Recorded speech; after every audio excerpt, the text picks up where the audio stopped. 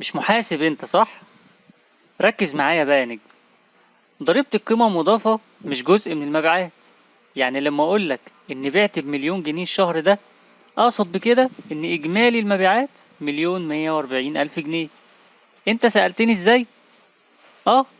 طب بص يا سيدي، اول حاجة الايراد ده يا باشا يعني قيمة الحاجة اللي بعتها او الخدمة اللي قدمتها لك، بضيف عليها قيمة الضرايب. هتقولي وانا مالي، ما انا بدفع لك قيمة الخدمة كلها 1,140,000 جنيه. اقول لك كده انت مش مركز.